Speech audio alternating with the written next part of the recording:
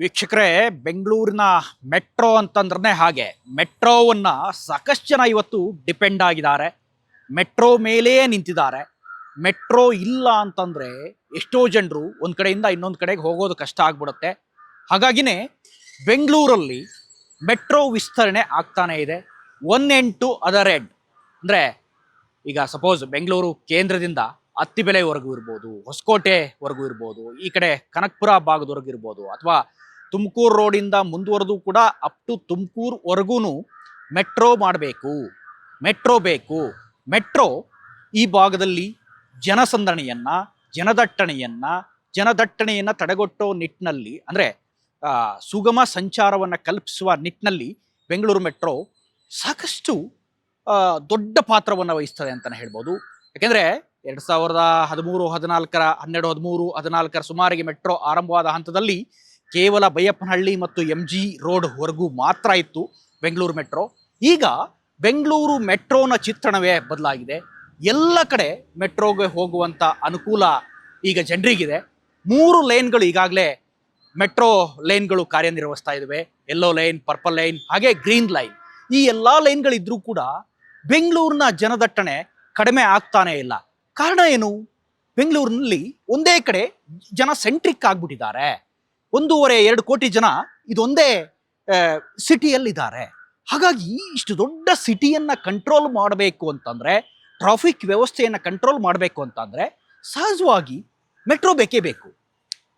So metro ಬೇಕು ಸರಿ, ಇದು ಸಾರ್ವಜನಿಕ ಸಾರಿಗೆ ವ್ಯವಸ್ಥೆ, ಸರ್ಕಾರದ ಅಡಿಯಲ್ಲಿ ನಡೀತಾ ಇರುವಂತ ವ್ಯವಸ್ಥೆ.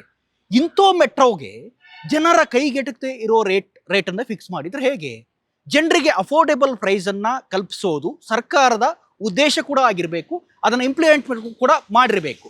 ಆರಂಭದ ಹಂತದಲ್ಲಿ ಏನೋ ಜನರಿಗೆ ಬೇರೆ ಸಾರಿಗೆಗಳು ಯಾವ ಮಟ್ಟದಲ್ಲಿ ಸಿಗ್ತಾ ಇದೆಯಲ್ಲಪ್ಪ, ಅದೇ ಮೆಟ್ರೋ ಅದೇ ವ್ಯವಸ್ಥೆಯಲ್ಲಿ ಅಥವಾ ಅದೇ ರೀತಿಯಲ್ಲಿ ಸಾರ್ವಜನಿಕ ಸಾರಿಗೆ ರೀತಿಯಲ್ಲೇ ಮೆಟ್ರೋ ಸಾರಿಗೆ ವ್ಯವಸ್ಥೆ ಪ್ರೈಸ್ ಕೂಡ ಇರುತ್ತೆ, ಮೆಟ್ರೋ ಪ್ರೈಸ್ ಕೂಡ ಅದೇ ದರದಲ್ಲಿ ಇರುತ್ತೆ ಅನ್ನೋದು ಎಲ್ಲರ ಕಲ್ಪನೆ ಆಗಿತ್ತು. ಮೊದಲು ಆರಂಭದಲ್ಲಿ ಹಾಗೆ ಇತ್ತು.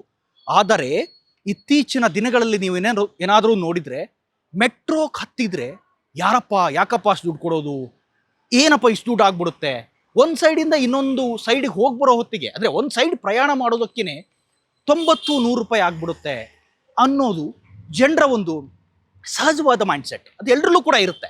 ಏನು ಮೆಟ್ರೋದಲ್ಲಿ ಹೋಗೋರು ಅಂತಂದರೆ ಎಲ್ಲರೂ ಕೂಡ ಏನು ಶ್ರೀಮಂತರಲ್ಲ, ಎಲ್ಲರೂ ಕೂಡ ಭಾಳಷ್ಟು ಹಣಕಾಸನ್ನು ಇಟ್ಕೊಂಡೇ ಬಂದವರಲ್ಲ, ಅಥವಾ ಹಣವನ್ನು ಇದ್ದೇ ಮೆಟ್ರೋದಲ್ಲಿ ಹೋಗೋರಲ್ಲ. ಈ ಟ್ರಾಫಿಕ್ ವ್ಯವಸ್ಥೆಗೆ ಅಡ್ಜಸ್ಟ್ ಆಗಿ ಅನಿವಾರ್ಯವಾಗಿ ಮೆಟ್ರೋದಕ್ಕೆ ಹೋಗಬೇಕಾದಂಥ ಪರಿಸ್ಥಿತಿ ಇತ್ತು.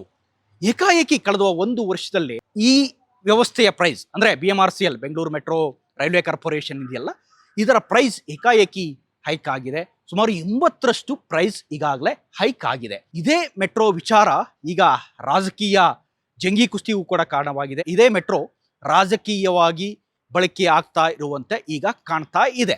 ಕಾರಣ ಏನು? ಮೆಟ್ರೋ ಪ್ರೈಸನ್ನು ಹೈಕ್ ಮಾಡಬಾರ್ದು ಅಂತ ನಮ್ಮ ಸಂಸದರು, ಬೆಂಗಳೂರು ದಕ್ಷಿಣ ಕ್ಷೇತ್ರದ ಸಂಸದರು ತೇಜಸ್ವಿ ಸೂರ್ಯ ಅವರು ಕಳೆದ 1 ವಾರದಿಂದ ಹೋರಾಟವನ್ನು ಮಾಡ್ತಾ ಇದ್ದಾರೆ. ಕೇಂದ್ರಕ್ಕೂ ಪತ್ರ ಬರೆದ್ರು, ರಾಜ್ಯ ಸರ್ಕಾರನೂ ಕೂಡ ಕೇಂದ್ರಕ್ಕೆ ಪತ್ರ ಬರೀಬೇಕು, ಮೆಟ್ರೋ ಪ್ರೈಸನ್ನು ಹೈಕ್ ಮಾಡಬಾರ್ದು ಅಂತ ಕೇಳ್ಕೊಂಡ್ರು. ಆದರೆ ಇವತ್ತು ಬೆಂಗಳೂರು ಮೆಟ್ರೋ ಪ್ರೈಸ್ ದರ ಏರಿಕೆಯನ್ನು ವಿರೋಧಿಸಿ ಒಂದು ಪ್ರೊಟೆಸ್ಟನ್ನು ಮಾಡ್ತಾ ಇದ್ರು. ಪ್ರೊಟೆಸ್ಟ್ ಮಾಡ್ತಾ ಇದ್ದಂಥ ಸಂದರ್ಭದಲ್ಲಿ ತೇಜಸ್ವಿ ಸೂರ್ಯ ಅವರನ್ನ ಪ್ರಿವೆಂಟಿವ್ ಕಸ್ಟಡಿ, ಅಂದರೆ ಕೆಲ ಕಾಲ ಅವ್ರನ್ನ ವಶಕ್ಕೂ ಕೂಡ ಪಡೆಯಲಾಯಿತು. ಇದೇ ವಿಚಾರ ಈಗ ರಾಜಕೀಯ ಜಂಗಿ ಕುಸ್ತಿಗೂ ಕೂಡ ಕಾರಣ ಆಗಿದೆ. ತೇಜಸ್ವಿ ಸೂರ್ಯ ಅವರ ಉದ್ದೇಶ ಏನು? ದೇಶದ ಯಾವುದೇ ಮೂಲೆಯಲ್ಲೂ ಕೂಡ ಮೆಟ್ರೋ ಪ್ರೈಸ್ ಈ ಮಟ್ಟಿಗೆ ಏರಿಕೆ ಆಗಿಲ್ಲ, ಬೆಂಗಳೂರಲ್ಲಿ ಮಾತ್ರ ಯಾಕೆ ಮೆಟ್ರೋ ಪ್ರೈಸ್ ಪದೇ ಏರಿಕೆ ಆಗುತ್ತೆ ಅನ್ನೋ ಪ್ರಶ್ನೆಯನ್ನು ಮಾಡಿದ್ರು. ಆ ಸಂದರ್ಭದಲ್ಲಿ ಜಯನಗರ ಶಾಸಕರು KC ರಾಮಮೂರ್ತಿ ಕೂಡ ಜೊತೆಗಿದ್ರು. ಇವತ್ತು ಸರ್ಕಾರ ಈಗ ಸದ್ಯಕ್ಕೆ ತಡೆ ಹಿಡಿದಿದೆ ಮೆಟ್ರೋ ಪ್ರೈಸನ್ನು. ಏನು 5% ಈಗ ತಕ್ಷಣಕ್ಕೆ ಹೈಕ್ ಮಾಡ್ತಾರೆ ಅಂತ ಇತ್ತಲ್ಲ, ಅಥವಾ ಜನರಿಗೆ ಇವತ್ತಿಂದನೇ ಇದೇ ಸೋಮವಾರದಿಂದನೇ ಮೆಟ್ರೋ ಪ್ರೈಸ್ ಹೈಕ್ ಆಗುತ್ತೆ ಅಂತ ಇತ್ತು. ಆದರೆ ತೇಜಸ್ವಿ ಸೂರ್ಯ ಅವರು ಕೇಂದ್ರಕ್ಕೆ ಲೆಟರ್ ಬರೆದ ನಂತರ ಇವತ್ತು ಹೈಕ್ ಆಗುವ ಪ್ರಮೇಯ ಇಲ್ಲ. ಸದ್ಯಕ್ಕೆ ಇವತ್ತಿಗೆ ಏನು ನಿನ್ನೆ ಪ್ರೈಸ್ ಇತ್ತೋ ಅದೇ ಪ್ರೈಸೇ ಮುಂದುವರಿಯುತ್ತೆ. ಆದರೆ ತೇಜಸ್ವಿ ಸೂರ್ಯ ಅವರನ್ನ ಕಸ್ಟಡಿಗೆ ಪಡೆದಿದ್ರ ಹಿಂದೆ ಒಂದಿಷ್ಟು ರಾಜಕೀಯ ಅಂತ ನಾನೇನು ಹೇಳಿದ್ನಲ್ಲ, ಈಗ ಸರ್ಕಾರ ಕೂಡ ಹಾಗೆ ಹೇಳ್ತಾ ಇದೆ.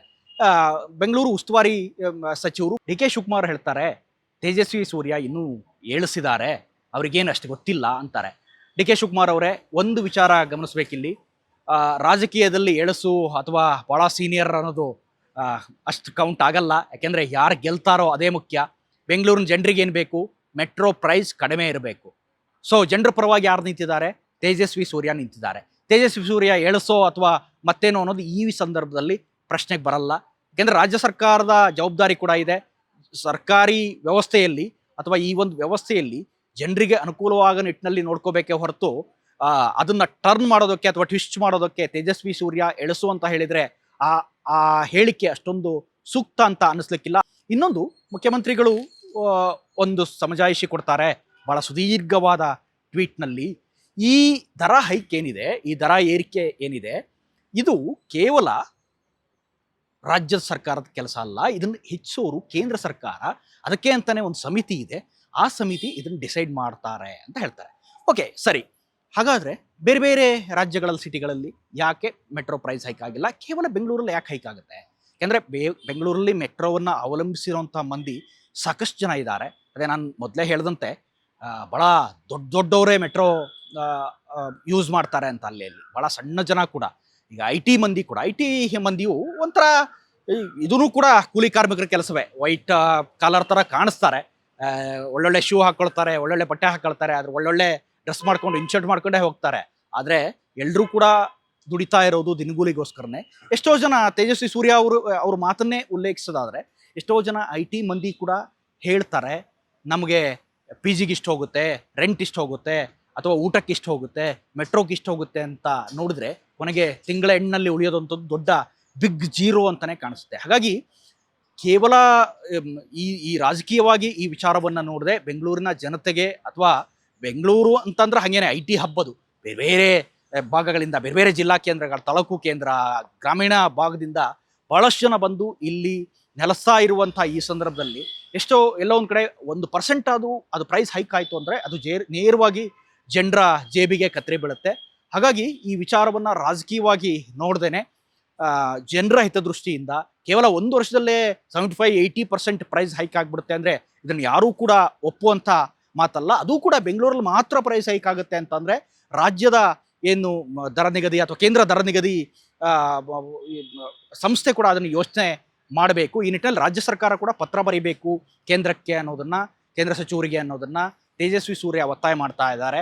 ಅದನ್ನು ಹೊರತುಪಡಿಸಿ ಎಲ್ಲ ಒಂದು ಕಡೆ ತೇಜಸ್ವಿ ಸೂರ್ಯ ಅವ್ರನ್ನ ಅರೆಸ್ಟ್ ಮಾಡೋದಾಗಲಿ ಅಥವಾ ಅವ್ರನ್ನ ಕಸ್ಟಡಿ ಪಡೆದು ಬಿಡೋದಾಗಲಿ ಅಥವಾ ಈ ಮೂಲಕ ಒಂದು ಬೆದರಿಕೆ ಒಡ್ಡುವ ಪ್ರಯತ್ನ ಅಷ್ಟು ಸರಿಯಲ್ಲ ಅಂತ ಕಾಣುತ್ತೆ. ಯಾಕೆಂದರೆ ರಾಜ್ಯ ಸರ್ಕಾರ ಜನರ ದೃಷ್ಟಿಯಿಂದ ಯೋಚನೆ ಮಾಡಲಿ ಅನ್ನೋದು ನಮ್ಮ ಉದ್ದೇಶ. ಇದಿಷ್ಟು ಈ ಕ್ಷಣದ ಅಪ್ಡೇಟ್ಸ್. ಇಂಥದ್ದೇ ಮತ್ತಷ್ಟು ಕಂಟೆಂಟ್ಗಾಗಿ ನೋಡ್ತಾ ಇರಿ ಸುಮನ್ ಟಿವಿ ಕನ್ನಡ. ಹಾಗೆಯೇ ನೀವೇನಾದರೂ ನಮ್ಮ ಚಾನಲನ್ನು ಸಬ್ಸ್ಕ್ರೈಬ್ ಮಾಡಿಲ್ಲ ಅಂದರೆ ಈ ಕೂಡಲೇ ಸಬ್ಸ್ಕ್ರೈಬ್ ಮಾಡಿ, ಶೇರ್ ಮಾಡಿ ಮತ್ತು ಲೈಕ್ ಮಾಡಿ. Thank you. For business and personal promotions in Suman TV Kannada, please contact 9686376663.